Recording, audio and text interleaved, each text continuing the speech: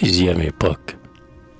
26 mars 1796, dans une maison de retraite ecclésiastique à Grenoble, pendant le délire de la fièvre. J'ai quitté pour jamais cet Éden de ma vie, où cet Ève à mon cœur fut montrée et ravie, comme le premier homme, hélas, quitta le sien. Mais combien son exil ferait envie au mien. Des pas suivaient ses pas loin des portes fermées. Ses sanglots s'étouffaient sur des lèvres aimées, et de deux cœurs brisés l'âpre conformité faisait de deux malheurs une félicité. Moi, seul toute la vie, et seul au jour suprême, abhorré du seul cœur que je tue et que j'aime, obligé d'étouffer mes plaintes sans écho et de noyer mon cœur dans ses propres sanglots, obligé d'arracher à l'âme sa pensée, comme on arrache une arme aux mains d'un insensé, ayant tout mon bonheur à mes pieds répandu, sans pouvoir y jeter un regard défendu. Le cœur vide et saignant jusqu'à ce qu'il en meure, et n'osant même à Dieu nommer ce que je pleure. Il faut vivre et marcher sans ombre, toujours seul, mort parmi les vivants, cet habit pour linceul. Mort, plutôt jeté tout bouillonnant de vie, parmi ces morts dont l'âme est déjà refroidie, étouffant sans pouvoir mourir et nourrissant le verre de mon tombeau du plus chaud de mon sang. Ah, que t'avais-je fait, éternelle justice, pour mériter si jeune et si rare supplice? Cet amour, comme un piège à mon cœur préparé, sans toi, sans tes desseins, l'aurais-je rencontré? N'en avais-je pas fui, tout brûlant et tout jeune, le péril inconnu dans la veille et le jeûne, pour sauver mon cœur chaste et garder mon œil pur, entre le monde et moi, mis l'épaisseur d'un mur? Est-ce moi qui l'ai fait s'écrouler sur ma tête? Et quand, pour m'abriter au nid de la tempête, j'allais m'ensevelir dans le creux du rocher, Seigneur, est-ce celle ou vous que j'y venais chercher? Est-ce moi qui, prenant cet enfant inconnu, la portais, l'enfermais avec moi dans la nuit, et, par mon ignorance et son déguisement, me créait le péril d'un double sentiment? Est-ce moi qui, couvant de nos deux cœurs la flamme, nous fit pendant 2 ans vivre d'une seule âme, pour qu'en nous séparant tout à coup sans pitié, chacun des deux de l'autre emporta la moitié? Et c'est Dieu qui l'a fait. Pourquoi moi qui l'expie? L'innocence ses yeux paye-t-il pour l'impie? Plutôt est-il donc dans ses sacrés desseins que ceux qu'il a choisis ici-bas pour ses saints, avant de brûler l'homme à ses bûchers sublimes, les premiers sur l'autel lui servent de victime. Ah, je me soumettrai sans murmure à ta loi. Dieu jaloux, qui du fer tu n'égorgeais que moi. J'ai voulu, j'ai tenté ton cruel ministère, je saurais jusqu'au son le subir et me taire.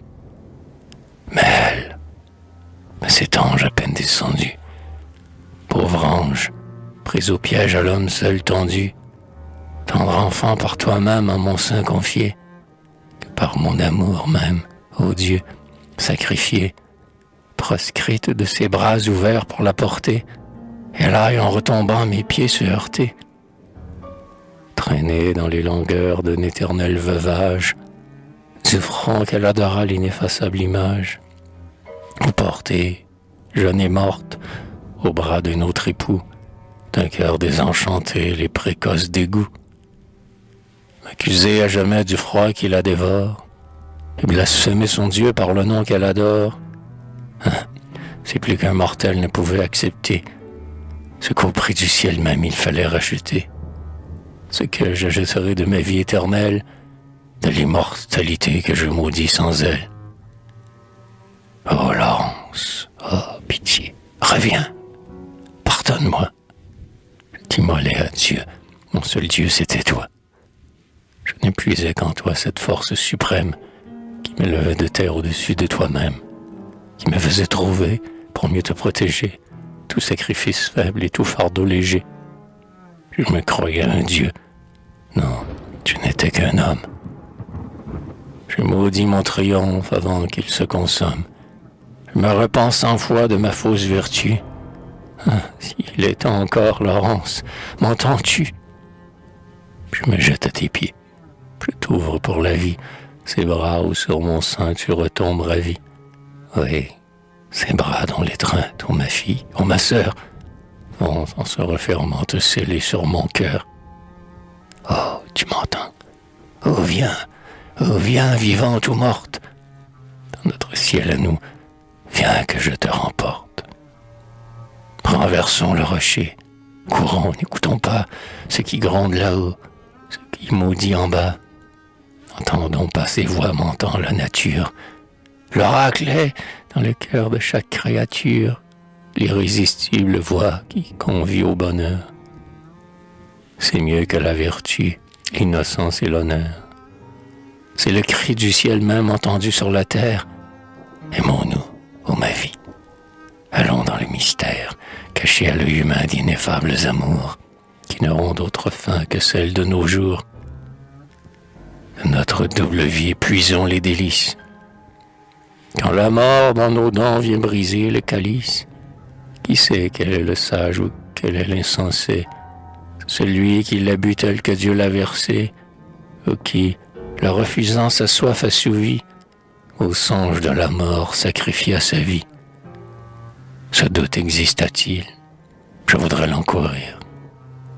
Une vie avec toi, puis à jamais mourir. Une vie avec toi, puis l'enfer et ses flammes. Une vie avec toi, puis la mort à nos âmes. Car cette horrible vie est un enfer sans toi. Le néant éternel y commence pour moi. Ouais, c'en est fait, je fuis. Je t'arrache à ce monde, je te rapporte au ciel. On entend la cloche de la chapelle qui sonne le fils du soir et appelle les jeunes prêtres au stal. Airain sacré qui gronde, cri d'en haut qui m'appelle aux marches de ma croix. Ah, mon cœur égaré se retrouve à ta voix. Comme des ailes d'ange en mon ciel balancé, tu chasses de mon front mes honteuses pensées. Tu refoules le crime avec le désespoir, dans ce sein qui renaît aux accents du devoir. Mes propres sanglots, il semble que tu pleures. Sympathique instrument de ces saintes demeures, que de poids d'un cœur lourd n'as-tu pas soulevé? Combien d'âmes en peine à tes glas ont rêvé? Combien de bons élans, d'ardeur sanctifiée, les anges à tes sons n'ont-ils pas confié? Que de pesants soupirs, de l'ombre du Saint-Lieu, n'ont-ils pas remonté sur tes ailes à Dieu?